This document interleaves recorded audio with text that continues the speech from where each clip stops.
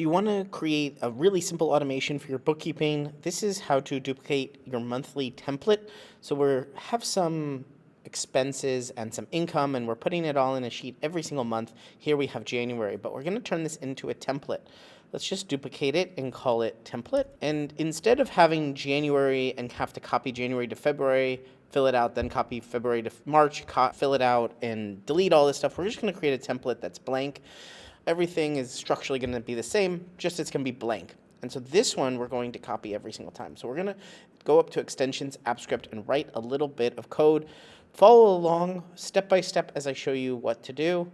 We're going to rename function to duplicate template, all one word. What we're going to try to do is copy this template tab and rename it to whichever month it is. We're going to do that at the very first of the month, every single month. Two-step process. First, we need to write our code here, and then we need to trigger our code, and I'll show you how to set up those triggers. It's really, really simple once we have this code written. So let's write the code. We're going to have variable template equals spreadsheet app.get active spreadsheet name, and the name is template. So what that means is we're getting this spreadsheet app is a built-in function inside of AppScript that allows us to access the spreadsheet.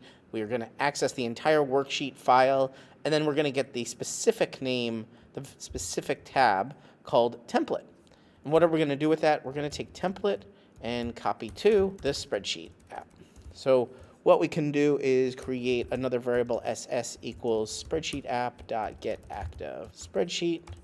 And we're going to just put SS here and SS here. Now let's run it and see what happens. Actually, we want to set the title, set name, and here we're going to say new template. But we're going to come back and fix this to the month in a second. Let's just see that it runs. So once we save it, we're going to click run. We may have to authorize the very first time we do this. If we go back to our sheet, we see that we have a new template. We have the entire sheet here, this tab is copied and named new template. So let's delete this. And again, we want to name it the month. Maybe we want to also add the year as well. So how do we set that name? Well, we're going to need to get the month and the year. So let's get the month. This is utilities, which is another built-in function that allows us to access something called format date. We're going to take today's date, literally the day today. We're going to get the time zone of whatever sheet we're on. So we're just going to do session.getScript time zone, comma, and here we create the formatting. We're going to do month, M, that's 4 M's. If we do 2 M's, it's going to get us a number. 3 M's, it's going to get us the first 3 letters of the month. And if we do 4 M's, it's going to get us the entire name of the month. We also want to get the year.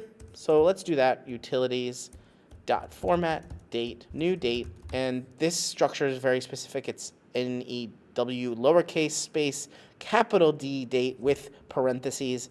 Again, we're going to get the session time zone. I'll show you where to set that in a second. And we're going to get all 4 numbers of the year for now. And let's set the name as month plus, we'll put a hyphen and a space plus year. So this will sort of concatenate or create the name of the tab as the full month of the year, the full month name, and the year with a hyphen in between. So let's hit run. While we do that, I'm going to go over to project settings on the left here and show you where to set the time zone. If the time zone is different than you need to, you can set the time zone here. This project time zone is different than your sheet time zone. You may have to set these separately. This is only because we're using this session get script time zone. Or you can just enter GMT +1, +2, -1, -6, whatever you want to add. Let's go back and see. We have now January 2025 template created. Obviously, we had January all in caps, but this one we have January-2025. We can shorten this if we want to just the 2 numbers of the year and just the first 3 letters of the month if we want to use MMM, that's 3 M's. And let's even take out the spaces to show you that this is also possible. Whatever format you want for this name, there you go, it's a new one called Jan-25 instead of the very long one. Maybe you want very short. Now this will work for every single first of the month, when you run this on the first of the month. Now, the second part of this video is once we have this template duplicating totally fine, we want to run this every single month at the beginning of the month. So let's do that. Over here on the left side, triggers. Click that and come down to the bottom right, click add trigger. Choose which function to run. If you have multiple functions, you'll have to select it, but here we only have one, duplicate template. And instead of select event source from spreadsheet, we're going to select time driven. Instead of hour timer, we're going to say month timer. And here we get to select the day of the month. So we want to run it on the very first day of the month. We want to run it as soon as possible, maybe, or maybe you want to run it closer to maybe when you're going to be available, 4 to 5 a.m., beginning of the day. Let's save this. And now this trigger will run between that hour once. And then every month afterwards, it'll run between that hour. Now, if you get an error, it'll show here an error rate, and it will show you errors over in executions. If you run this multiple times, like if I run this right now and I have one already named, I might get an error that says a sheet already exists. That's just because I'm running it multiple times with the exact same name. You just have to go and delete this. And actually, it even made a copy already, but just didn't name it properly. So we can just delete those. That might be an error you run into if you try to run this multiple times. Now it'll work because there doesn't exist a sheet with that name. Hopefully this is helpful to you.